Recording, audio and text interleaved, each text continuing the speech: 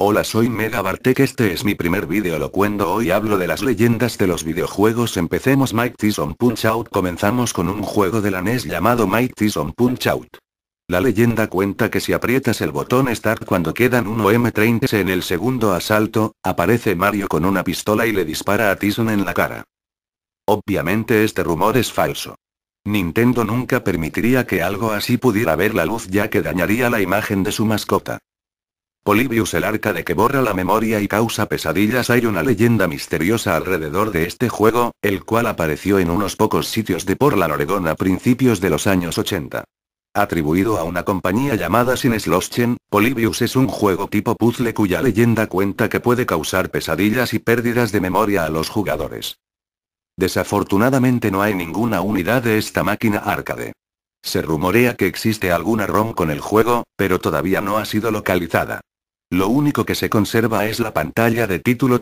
Yo creo que es algún proyecto del gobierno que no quieren que lo sepamos. Duck Hunt, matar al perro. En este otro clásico de NES, el Duck Hunt, se extendió también un bulo de que se podía matar al perro si se disparaba en el momento justo. Pero por más que dispares, el perro seguirá riéndose de ti cada vez que no le aciertes a los patos. El Street Fighter raro, cuando los salones de máquinas arcade eran un negocio rentable, no como ahora que las únicas máquinas que dan dinero son las tragaperras. Hablando con los amigos surgían historias sobre máquinas iguales en las que el juego era algo distinto. En muchos casos esto estaba propiciado por el afán recaudatorio de los dueños de los salones, quienes se habían metido dentro del panel de configuración y habían aumentado la dificultad para poder sacarles los cuartos a los jugadores de una forma más rápida, especialmente eficaz cuando las máquinas eran nuevas y se formaban colas. Pero dejando los aumentos de dificultad aparte, en una ocasión apareció una máquina que de nueva no tenía nada. Un Street Fighter más, dijeron algunos tras haber jugado al The World Warriors y al Champion Edition, pero nada de eso. Esta máquina era completamente diferente. Conocido como el Street Fighter II Champion Edition Rainbow, este juego es un add del título original de Capcom al que se le añaden unas cuantas novedades bastante extrañas, pero que añaden un plus de emoción y diversión a un juego que muchos teníamos muy trillado. Las magias son mejores, muchos luchadores disponen de Hadokens, estos son dirigibles y podemos tener varios al mismo tiempo en pantalla. El juego se movía mucho más rápido que el arcade original.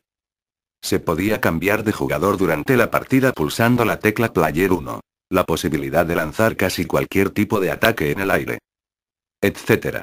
La PlayStation de Sony y Nintendo a principios de los años 90, la SNES lideraba el mercado de las 16 bits, manteniendo una dura rivalidad con la Mega Drive de Sega y en menor medida con la TurboGrafx de NEC.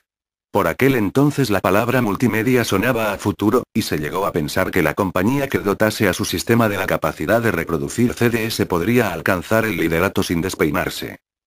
Así comenzó una de las batallas de marketing más duras de la historia de los videojuegos. Las revistas del sector se llenaron de noticias que no hacían más que crear e incrementar la expectación de los usuarios.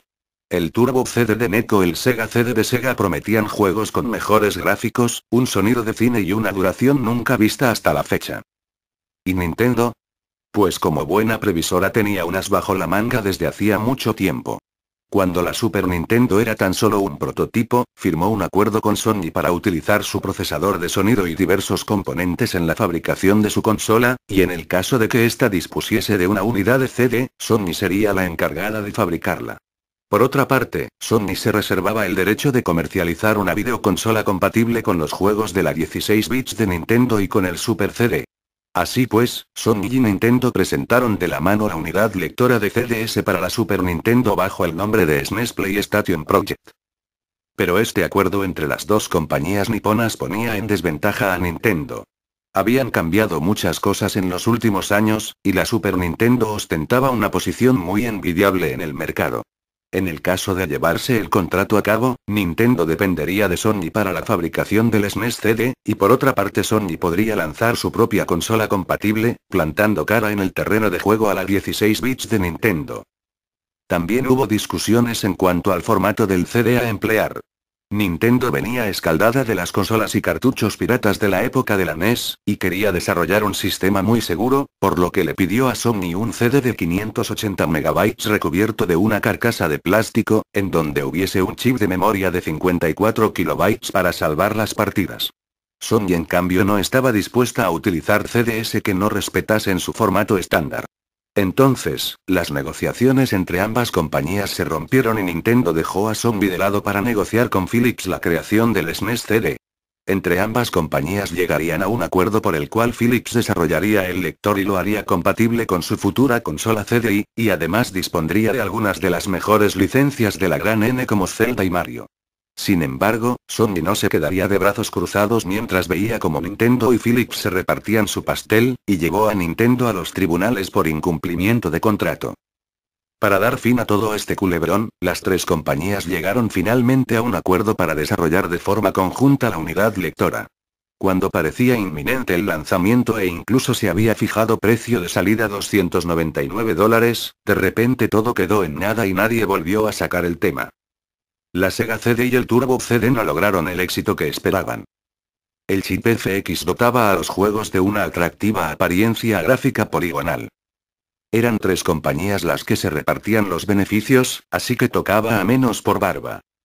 A pesar de que el SNES CD nunca llegó a salir, Sony aprendió todo lo que necesitaba del mejor maestro, y utilizó la tecnología desarrollada para lanzar inmediatamente al mercado su PlayStation.